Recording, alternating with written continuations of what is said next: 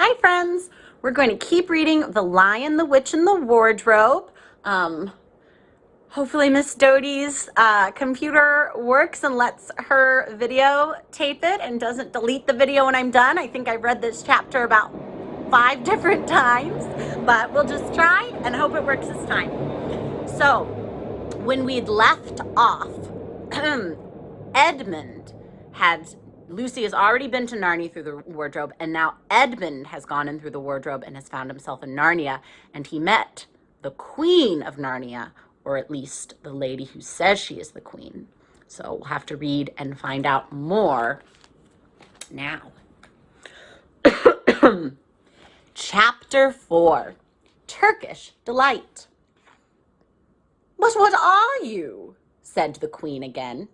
"Are you a great overgrown dwarf that has cut off its beard?"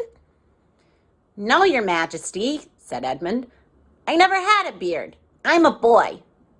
"A boy?" she said. "Do you mean you are a son of Adam?" Edmund stood still, saying nothing. He was too confused by this time to understand what the question meant. "I see you are an idiot, whatever else you may be," said the queen. "Answer me once and for all, or I shall lose my patience. Are you human?" "Yes, your majesty," said Edmund. "And how, pray, did you come to enter my dominions?" "Please, your majesty, I came in through a wardrobe." "A wardrobe? What do you mean?" I opened a door and just found myself here, your majesty," said Edmund.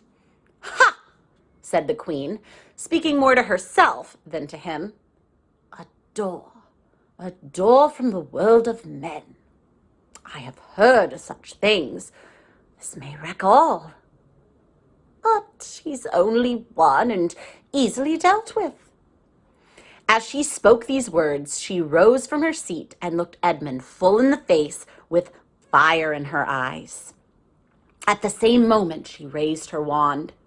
Edmund felt sure she was going to do something dreadful, but he seemed unable to move. Then, just as he gave himself up for lost, she appeared to change her mind. "My poor child," she said in quite a different voice, "how cold you look. Come and sit with me here on the sledge, and I will put my mantle around you, and we will talk." Edmund did not like this arrangement at all, but he dared not disobey.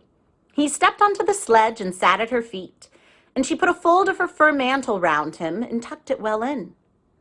"Perhaps something hot to drink?" she asked. "Should you like that?" "Yes, please, your majesty," said Edmund, whose teeth were chattering. The queen took from somewhere among her wrappings a very small bottle which looked as if it were made of copper. Then, holding out her arm, she let one drop fall from it onto the snow beside the ledge. Edmund saw the drop for a second midair, shining like a diamond. But the moment it touched the snow there was a hissing sound, and there stood a jeweled cup full of something that steamed. The dwarf immediately took this and handed it to Edmund with a bow and a smile. Not a very nice smile. Edmund felt much better as he began to sip the hot drink. It was something he'd never tasted before, very sweet and foamy and creamy, and it warmed him right down to his toes. "It is dull, son of Adam, to drink without eating," said the queen presently. "What would you like best to eat?" "Turkish Delight, please, your majesty," said Edmund. The queen let another drop fall from her bottle onto the snow, and instantly there appeared a round box tied with green silk ribbon, which, when opened, turned out to contain several pounds of the best Turkish Delight. Each piece was sweet and light to the very center, and Edmund had never tasted anything more delicious. He was quite warm now and very comfortable. There's the dwarf bringing the magic snacks. Turkish Delight is a kind of candy. While he was eating, the queen kept asking him questions. At first, Edmund tried to remember it was rude to speak with one's mouth full, But soon he forgot all about this and thought only of trying to shovel down as much Turkish delight as he could. And the more he ate, the more he wanted to eat. And he never asked himself why the queen should be so inquisitive. She got him to tell her that he had one brother and two sisters, and that one of his sisters had already been in Narnia and had met a fawn there, and that no one except himself and his brothers and his sisters knew anything about Narnia. She seemed especially interested in the fact that there were 4 of them, and kept on coming back to it. "You are sure there are just 4 of you?" she asked. "2 sons of Adam and 2 daughters of Eve? Neither more nor less?" And Edmund, with his mouth full of Turkish delight, kept on saying, "Yes, I told you that before," and kept forgetting to call her Your Majesty, but she didn't seem to mind now. At last, the Turkish delight was all finished, and Edmund was looking very hard at the empty box and wishing that she would ask him whether he would like some more. Probably the queen knew quite well that he was thinking what he was thinking, for she knew, though Edmund did not, that this was enchanted Turkish delight, and that anyone who'd once tasted it would want more and more of it, and would even, if they were allowed, go on eating it till they made themselves sick. But she did not offer him any more. Instead, she said to him, "Son of Adam, I should so much like to see your brother and your 2 sisters. Will you bring them here to see me?" "I'll try," said Edmund, looking at the empty box. "Because if you did come again, bringing them with you, of course, I'd be able to give you some more Turkish delight. I can't do it now. The magic will only work once. In my own house, it would be another matter." "Why can't we go to your house now?" said Edmund. When he'd first got onto the sledge, he'd been afraid that she might drive away with him to some unknown place from which he would not be able to get back. But he'd forgotten about that fear now. "It is a lovely place, my house," said the queen. "I am sure you would like it. There are whole rooms full of Turkish delight, and what's more, I have no children of my own. I want a nice boy whom I could bring up as a prince, and who would be Queen of Narnia when I am gone. While he was prince, he would wear a gold crown and eat Turkish delight all day long. And you are much the cleverest and handsomest young man I've ever met. I think I would like to make you the prince some day when you bring the others to visit me." "Why not now?" said Edmund. His face had become very red, and his mouth and fingers were sticky. He did not look either clever or handsome, whatever the queen might say. "Oh, but if I took you there now," she said, "I shouldn't see your brother and sisters. I want very much to know your charming relations. You are to be the prince, and later on, the king. That is understood. But you must have courtiers and nobles. I will make your brother a duke, and your sisters duchesses." "There's nothing special about them," said Edmund. "And anyway, I could always bring them some other time." "But once you are in my house," said the queen, "you might forget all about them. You would be enjoying yourself so much that you wouldn't want the bother of going to fetch them. No, you must go back to your own country now, and come to me another day, with them, mind you. There's no good coming back without them." "But I don't even know the way back to my own country," pleaded Edmund. "That's easy," pointed the queen. "Do you see that lamp?" She pointed with her wand, and Edmund turned and saw the same lamp post under which Lucy had met the fawn. "Straight on beyond that is the way to the world of men. And now look in the other way." Here she pointed in the opposite direction. "And tell me if you can see 2 little hills rising above the trees." "I think I can," said Edmund. "Well, my house is between those 2 hills. So next time you come, you have only to find the lamppost and look for those 2 hills and walk through the wood till you reach my house.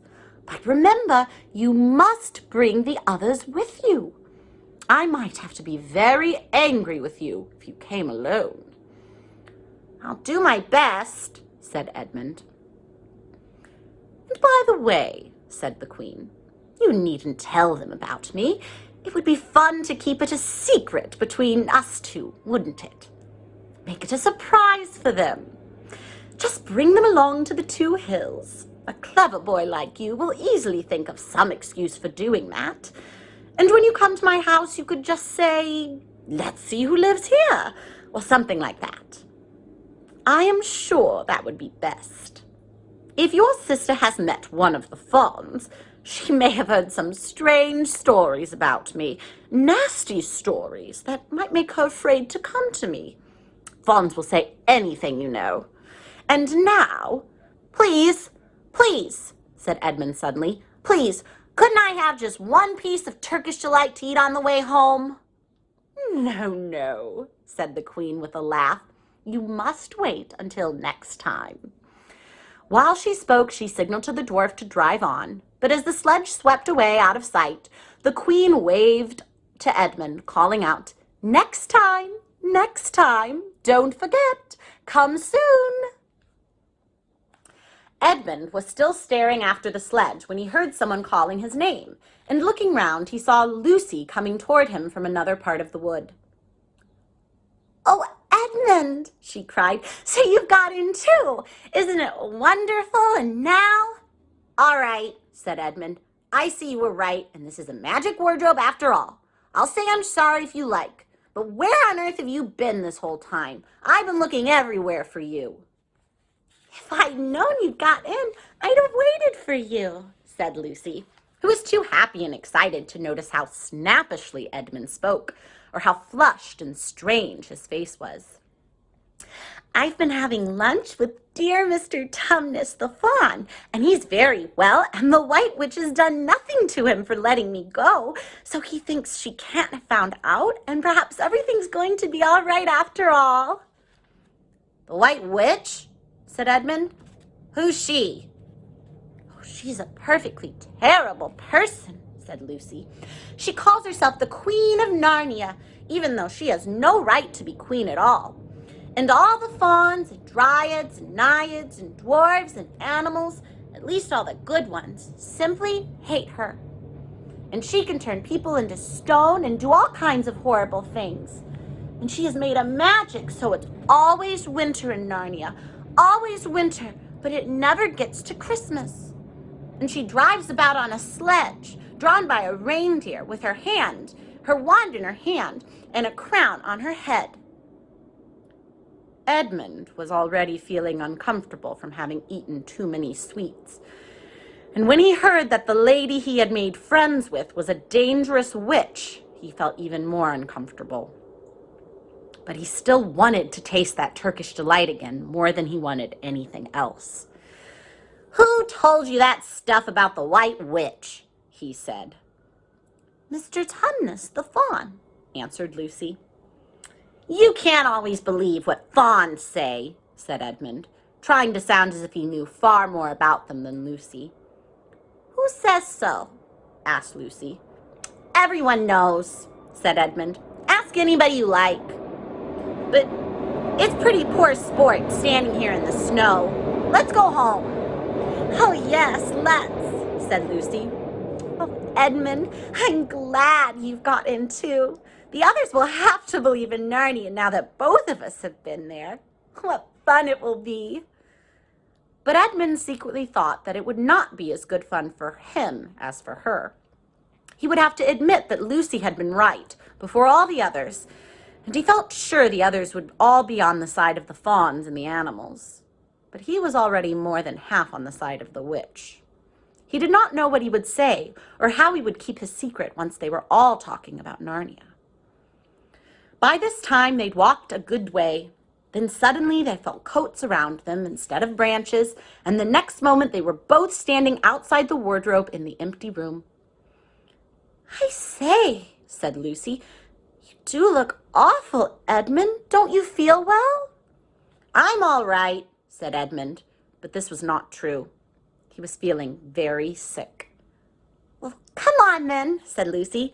"Let's find the others. What a lot we shall have to tell them, and what wonderful adventures we shall have now that we're all in it together." And we will keep reading tomorrow.